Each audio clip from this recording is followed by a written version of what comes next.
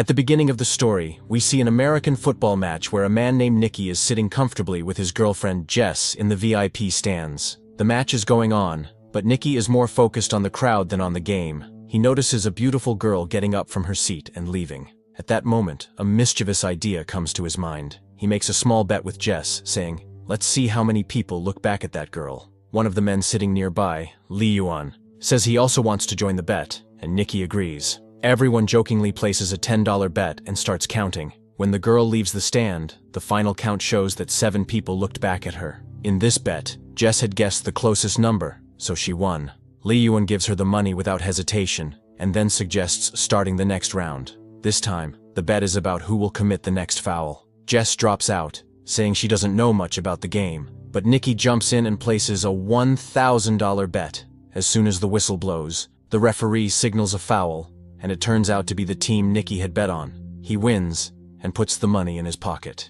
Even after losing, Lee Yuan gets more excited and says, "Let's place a $5,000 bet this time." Now the question is whether the player will pass the ball or run with it. Nicky hesitates a little at betting $5,000, but finally agrees. Lee Yuan guesses that the player will run, and Nicky says he will pass. As soon as the whistle blows, the player actually runs with the ball, which means Nicky loses $5,000. Now Nicky decides, "It's okay, we lost $5,000. Let's stop here," and asks Jess to come have coffee. He wants to leave, but Lee Yuan insists. He says, "You're sitting in the VIP lounge, you have money. Why be upset over $5,000? Let's play another bet, this time for $10,000. Eventually, Nicky agrees. Now the question is whether the player will make the next pass correctly or not. Nicky predicts yes, but the other team intercepts the pass. Nicky has now lost $15,000. While taking out the money, Nicky gets a little upset. He thinks for a moment and says, "Let's place a $50,000 bet this time." Jess is shocked to hear this, but Nicky looks angry. At this point, luck is not on his side. He loses the next bet again, and has to give away another $50,000. Now Jess urges him to stop immediately, but Nicky's anger and ego take over. Without thinking, he places the next bet of $100,000.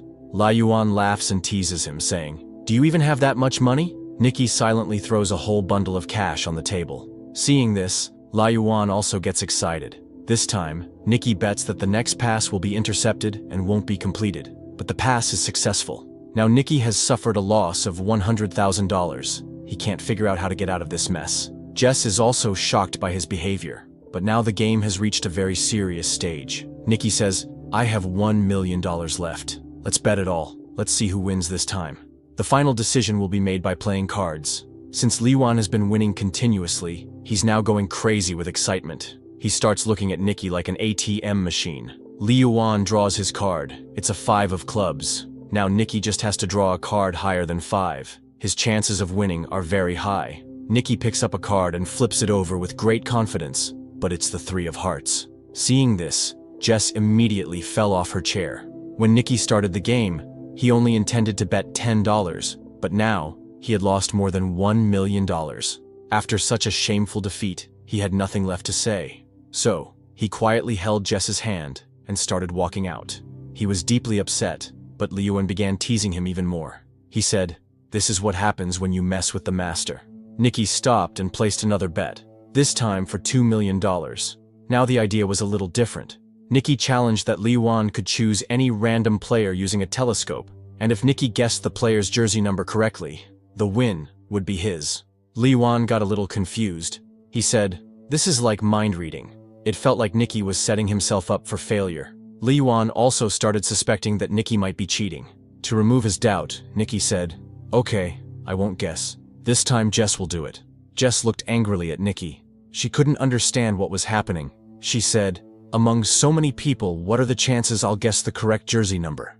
Saying this, she tried to leave, but Lee Yuan's security guard stopped her, and a small fight broke out between them.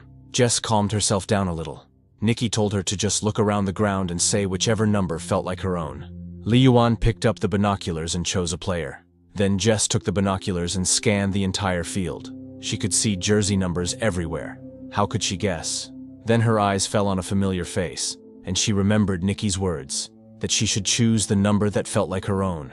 Their friend Farhad was wearing jersey number 55. Jess understood that this was all part of Nicky's plan. She said, "Number 55," and it was the correct answer. Liwan was stunned. Jess also started wondering how Nicky had known Liwan would choose that number, but at that moment, it didn't matter. They had already won the bet. Both of them made a $1 million profit and got back all the lost money. They left the stadium with 2 big bags full of cash. In the car, Nicky told Jess that everything had been part of their plan. They had been tracking Liwan for a long time. Liwan was well known in high society for his bad gambling habits. He would jump at any bet placed in front of him. Nicky's team had planned the entire setup. As soon as Liwan stepped out of his hotel room, the number 55 was planted in his subconscious mind. The number 55 was written on the label pin of the security guard. The same number appeared on signboards along the road to the stadium. They didn't just show him the number, they made him hear it too. While coming to watch the match, a song had been played in Liwan's car that repeated the number 55 again and again. That number was said 124 times in the song, which kept pulling Liwan's attention toward it. He had even been shown a photo of Farhad, which helped build a visual memory. So, when Liwan looked through the binoculars, his mind naturally went toward the number 55, and Jess said 55 as soon as she saw Farhad. Jess had not been told anything in advance, so her expressions would stay natural during the entire game. This way, no one would suspect her. After hearing everything, Jess was completely impressed with Nicky. After this, the story takes us a few days back. Just a few days earlier, Nicky was lying on a bed in a room with Jess beside him, and a man was pointing a gun at his head. Jess was sitting next to him, someone he had met only recently. It was clear that someone had trapped Nicky, but there was no sign of fear on his face. He calmly said, "I don't have a single penny. If you want to shoot, then shoot." The man with the gun looked at Nicky's reaction and quickly realized this man was clever, even more cunning than them. And his guess was absolutely right. Nicky was a master con artist who pulled off petty thefts with great skill. Jess had brought Nicky to that room by tricking him, but Nicky saw a natural talent in her. At that time, Jess didn't understand anything. When the man with the gun left, Nicky told Jess, "You have a gift. If you polish this ability to trick people, you can live a very comfortable life." Nicky said, "This is our family business. My father, his father, they were all con men. We're cheats by blood. Every trick, every move is a game to us." Without wasting time, Jess took out some money and said, "I want to learn from you." Nicky agreed. While walking out, he stole one of Jess's rings, and she didn't even realize it.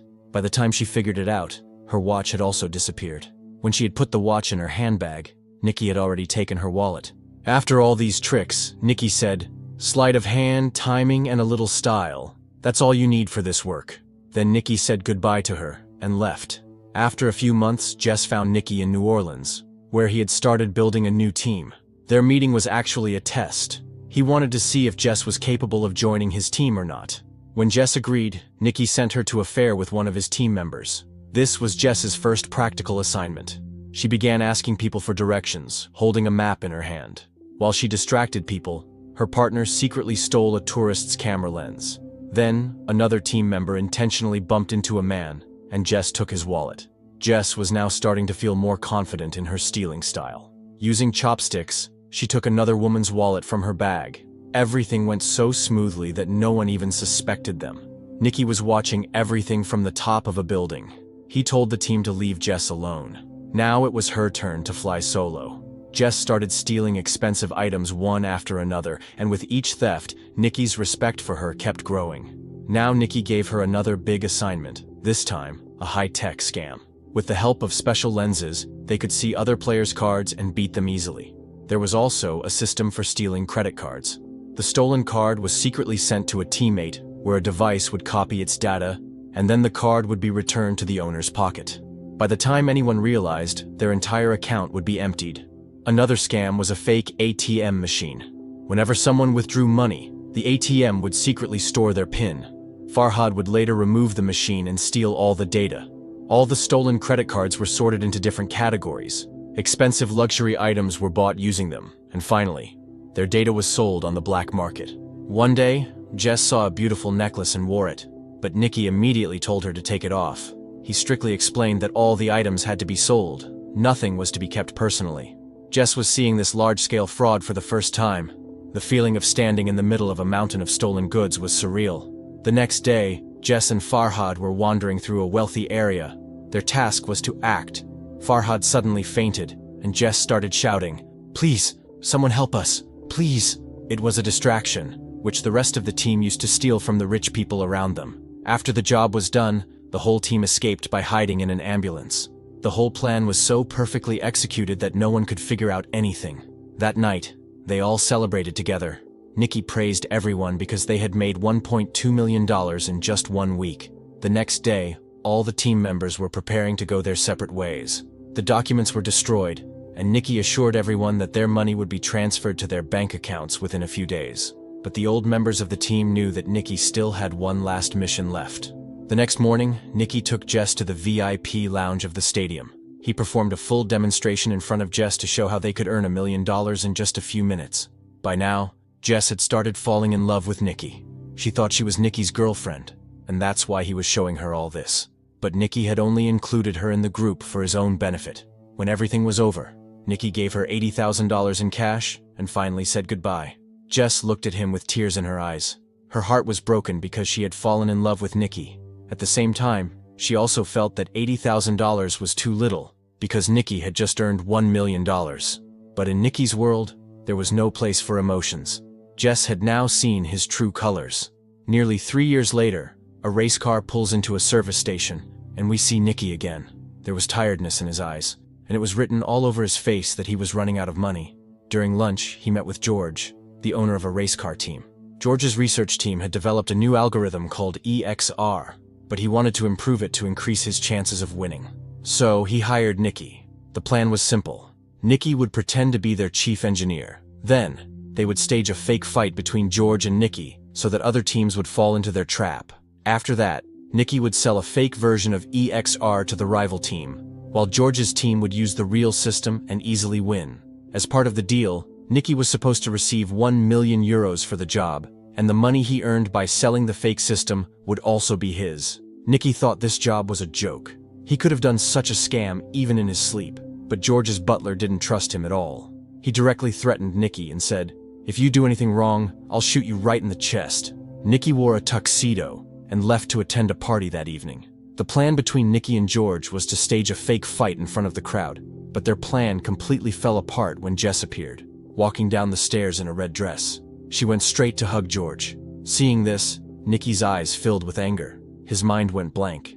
He hadn't seen Jess in 3 years, and now she was with someone else, and that too, with the man who had hired Nicky. Jess calmly walked up to Nicky and told him that she was no longer a con artist, and whatever had happened 3 years ago didn't matter anymore. She also said that George didn't know anything about their past relationship, and it would be best to keep it that way. Hearing this, Nicky got furious. He picked up a glass of vodka and drank it in one go. Earlier, he had planned to act like he was angry, but now, he truly was. The fight with George in front of everyone was no longer a drama, it was real. Their fight caught the attention of the rival racing team, just as planned. Soon, security came and threw Nicky out of the party. But now, he had the business card of the rival team in his hand. The next morning, Nicky met the owner of the McLaren team. He spoke directly, saying, "I want to sell you the EXR system. It will cost €3 million. The team owner had no shortage of money, so there was no need to bargain. He immediately tested the system on the track, and when he saw the results, his face lit up. Nicky promised that the complete software would be delivered in 48 hours. Meanwhile, Jess met Farhad on the road. Farhad had been sent by Nicky. He told Jess that it was necessary for Nicky to leave 3 years ago. He had no other choice. Farhad also said that Nicky still loved her. Then he handed Jess a box, which had the same necklace that Jess had once liked. Whether it was real or fake didn't matter. Jess's heart melted after seeing it. She told Farhad that she couldn't trust Nicky, but her eyes said something else. She still had feelings for him. Well, on the day of the deal, Nicky showed up and handed over the software to the owner of the McLaren team. In return, a strong man gave him a case containing €3 million.